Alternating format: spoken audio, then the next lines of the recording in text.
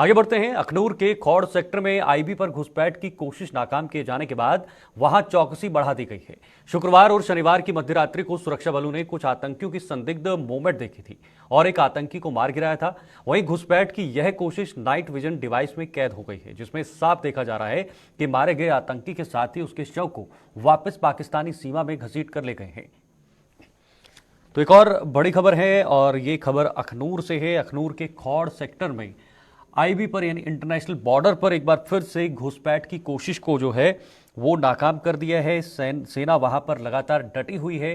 किसी भी तरह की इन्फिल्ट्रेशन होती है यानी वहां पर घुसपैठ की कोशिश की जाती है तो उस घुसपैठ को तुरंत वहां पर सेना द्वारा जो नाकाम कर दिया जा रहा है। और पिछले कई दिनों से हम देखते आ रहे हैं किस तरह से पाकिस्तान से जो आतंकवादी हैं या जो पाकिस्तान परस्त लोग हैं, जो पाकिस्तान हमेशा इस फिराक में रहता है कि भारत के या जम्मू कश्मीर के किसी भी हिस्से में यहां से आतंकियों को भेजा जाए, और उसी कड़ी में यहां से सेना पूरी तरह से सतर्क है। बॉर्डर सिक्योरिटी फोर्सेस सतर्क हैं और किसी भी प्रकार की घुसपैठ जब आतंकियों द्वारा होती है तो उसका मुंह तोड़ जवाब भारत की सेना द्वारा दिया जाता है। और इसी के समक्ष अगर मैं आपको बात करना चाहूं तो शुक्रवार और शनिवार की मध्यरात्रि को सुरक्षा बलों ने फिर से आतंकियों की संदिग्ध मूवमेंट देखी थी और इसमें एक आतंकी को मार भी गिराया था।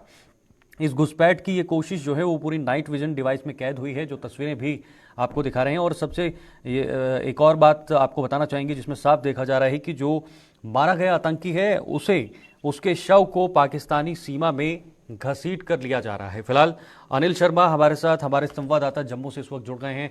अनिल, पूरी क्या अपडेट है और ये कब घुसपैठ की कोशिश की जा रही थी? हालांकि सेना पूरी तरह से मुस्तैद है, कभी जो भी घुसपैठ करने की कोशिश कर रहे हैं उनको नाकाम किया जा रहा है।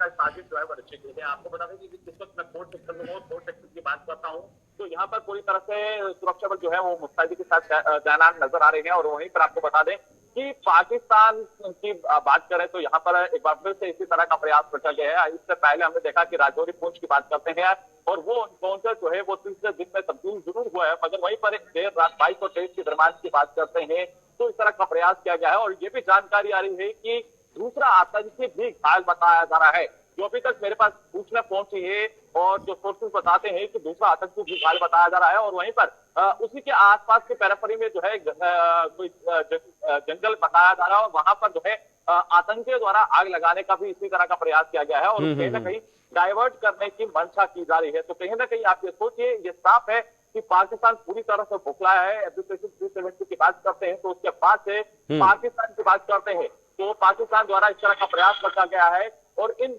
सभी प्रयासों को हमारे सिक्योरिटी फोर्सेस जो है वो विफल कर रहे हैं। बिल्कुल अनिल, आपने बताया कि दूसरा आतंकी भी वहां पर मौजूद था और वो भी घायल बताया जा रहा है, तो क्या अभी भी वहां पर सेना की नजर बनी हुई है? अगर और भी आतंकी वहां पर छुपे हुए हैं या वहां पर मौजूद हैं तो उनको भी जल्द से जल्द जो है वो निपटाया जाए?